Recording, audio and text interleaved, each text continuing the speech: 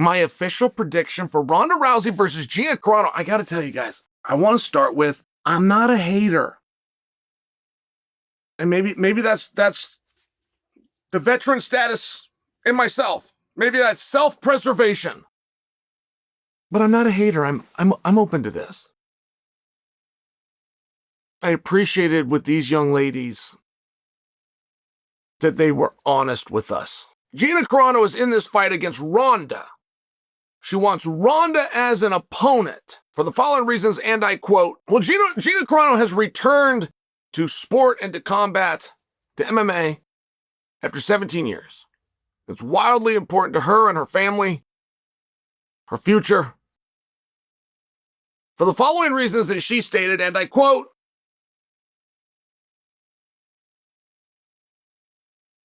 okay, fine. All right. Gina has no reason to be here. But you know what? I'm not a hater for that. I appreciate that she didn't try to manufacture conflict. Coming on the heels of Strickland and Chimaev, who said they duped us all, it's no problem that Gina didn't try to do that. I feel that Gina's presence works, by the way, for me. Gina said, and Ronda said that Gina, had let herself go. And I got to tell you, I've only seen beautiful Gina. I have never seen a picture. I have never seen Gina not look great. But that was the story. That was the angle. It was about Gina getting back in shape. Okay, that's fine. That's not going to create cash. That doesn't deserve to be a main event. But I appreciate that she didn't go outside of those lines. I appreciate that if her purpose is to beat the scale and has nothing to do with Ronda, I appreciate that she told us that. Now, Ronda, on the other hand, Ronda's been entertaining us. And Ronda has made some promises, but come on, they were tongue-in-cheek. She's performing. And she's done a great job. Ronda's not coming for Hunter's job. Ronda's not coming to help MVP beat the UFC. Ronda's not coming to help fighters make money. But she is teaching fighters how to make money.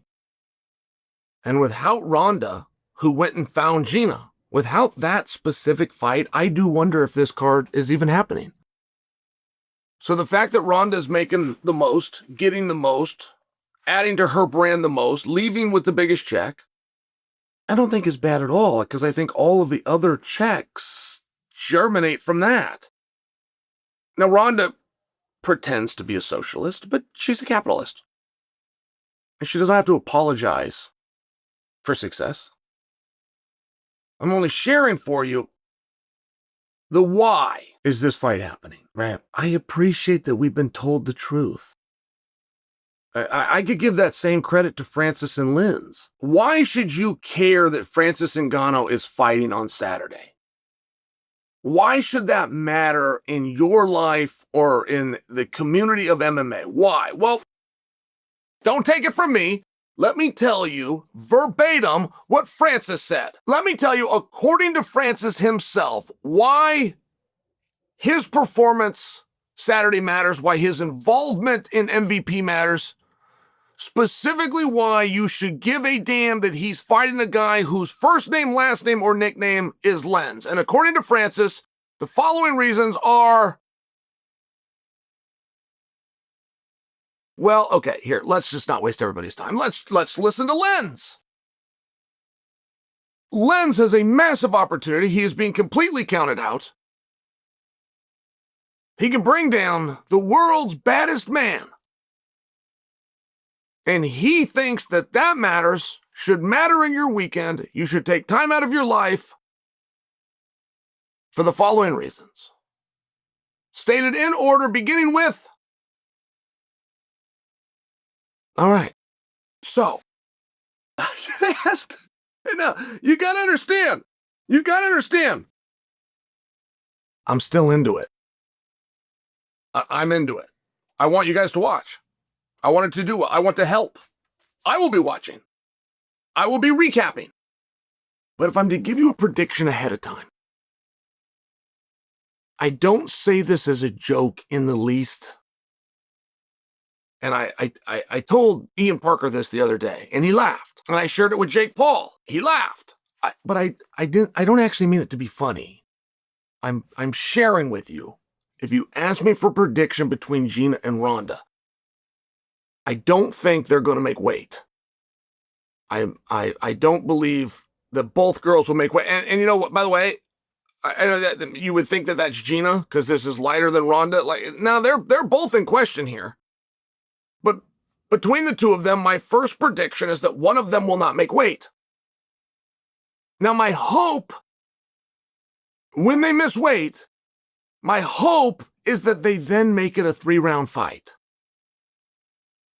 This thing being scheduled for 5 was a mistake. And it was a mistake I was surprised to see Jake Paul make. Jake Paul did so many wonderful things for boxing. And Jake Paul's own personal fights, I mean, I was there for Paul versus Diaz. Oh, it was awesome. It really was awesome. The weigh-ins were awesome. The press was awesome. The build-up was awesome. The walkouts were awesome. But one thing that Jake did that helped to make those awesome is he didn't make them 12 rounds, which he had the right to do. He didn't even make them 10 rounds, which he had the right to do.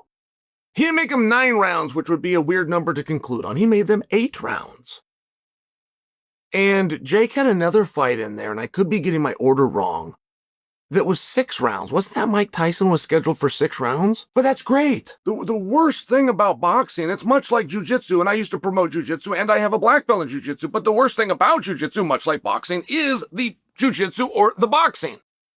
The absolute least fun that you will have watching a Vince McMahon product of professional wrestling is the professional wrestling. That's the worst. Like, you just got to stomach it. You got to stomach it and get through. Kind of like you got to do with commercials during the Super Bowl. Like, but it's the same thing with pro wrestling. Like, okay, just get to the match. These guys will be done and we can go back to having fun. We're going to be behind the scenes, and we're going to be in locker rooms, and we're going to be doing vignettes, and we're going to be doing promos, and we're going to light up the Titantron, and we're going to have some pyro and some walkouts and some put up with this match with these two dudes just put up with that, and you can go back to having some fun. So I hope when one of them misses weight, and I'm pretty strong on that, by the way. I'm trying to tell you something right now, okay? It's a matter if you're going to listen or not. Do they switch it to 3? And I hope that they do. 5 rounds would be an abortion. It would be terrible. Now, I don't believe that we'll get the 5 rounds. I'm just sharing, like, in order of bets. Bet number 1, personal. On my scorecard that I'm just sharing with you, I'm going to bet they don't make weight. I just haven't found a bookie to take that action yet. I finally called a bookie directly and said, man, can we set this up between us and do it in Bitcoin? And he's checking with the boss and going to get back to me. I can't find a line. But the next line that you want to bet is that it's less than 15 minutes. And you really want it to be.